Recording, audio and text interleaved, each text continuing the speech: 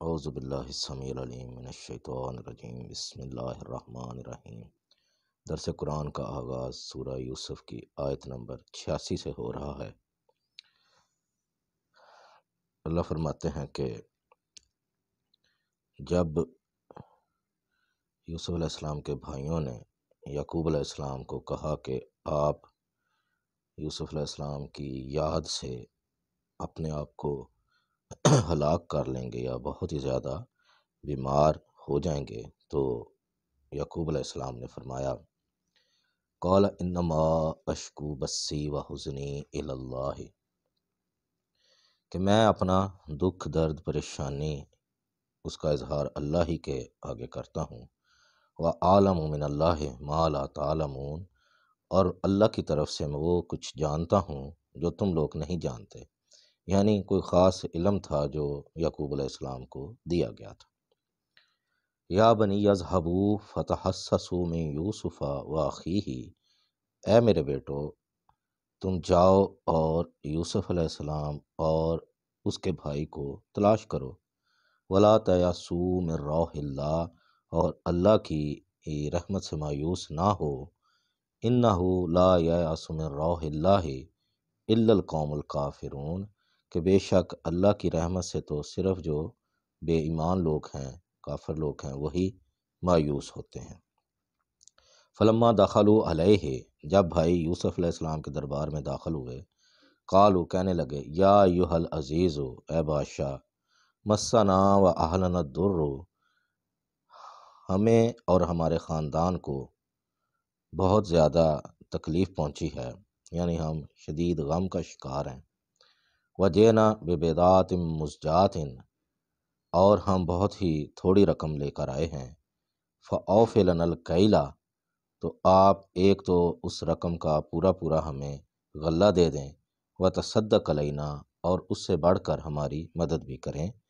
ان اللہ یجزی المتصدقین، کہ بے شک اللہ جو ہے وہ ہیلپ کرنے والوں کو پورا پورا بدلہ دیتا ہے۔ قال هل علمتم ما فعلتم بیوسف واخیہ، تو یوسف علیہ السلام نے فرمایا کہ کیا تم جانتے ہو جو تم کرتے رہے ہو یوسف اور اس کے بھائی کے ساتھ؟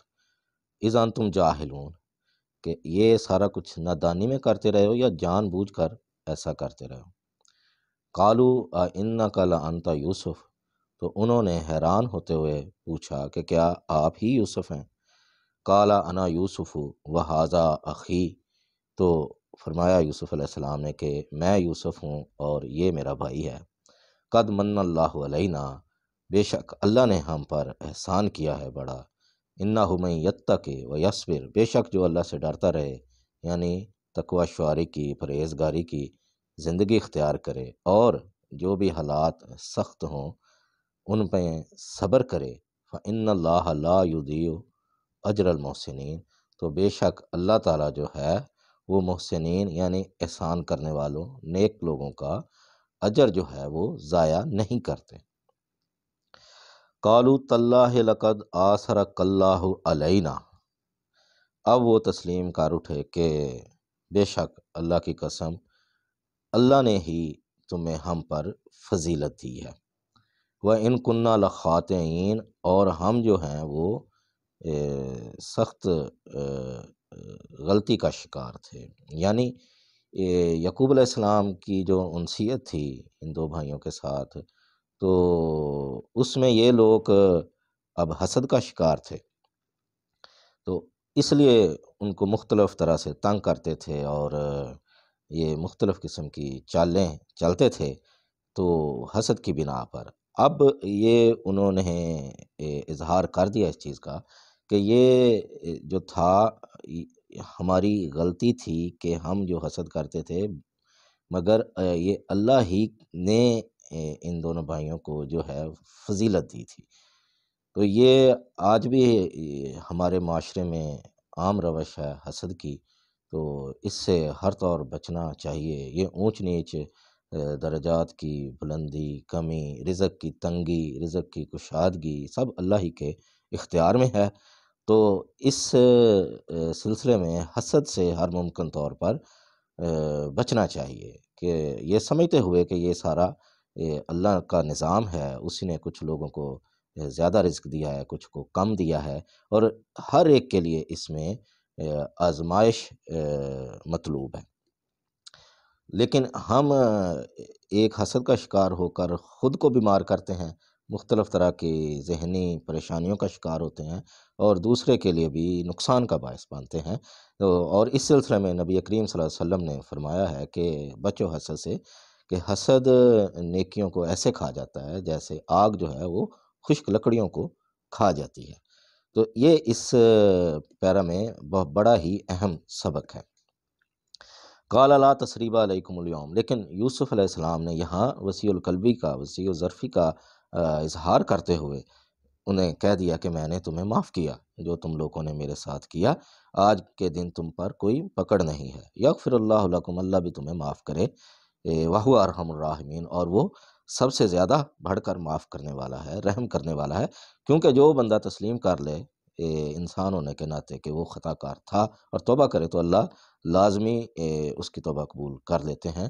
اس کی بجائے جو اکڑ جائے اور اپنی روش پر سخت دل ہو جائے اور سبق نہ سیکھے، تو اس کے لیے پھر یہ عذاب کی وعید ہے۔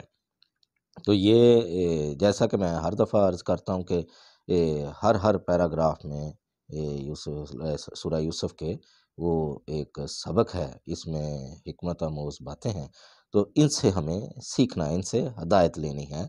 تو یہ ویسے بھی قرآن جو ہے پڑھنا اور سمجھ کر پڑھنا انتہائی ضرورت ہے۔ آج کل ہمارے معاشرے میں جو روش چال پڑی ہے کہ اس کو صرف ثواب کی نیت سے پڑھا جائے، تو یہ انتہائی غلط روش ہے، بلکہ اصل چیز ہے کہ اس سے آپ ہدایت لیں، اور اس میں موجود جو ہیں علم و حکمت کے موتی ان کو تلاش کریں، اور پھر جو چیز آپ پر کھل جائے تو اس کو عملی زندگی میں اپنے اوپر نافذ کر دیں۔ تو اللہ سے دعا ہے کہ ہمیں قرآن سمجھنے کی اور اس پر صحیح معنوں میں عمل کی توفیق عطا فرمائے، اور دوسروں تک پہنچانے کی بھی ہمت دے۔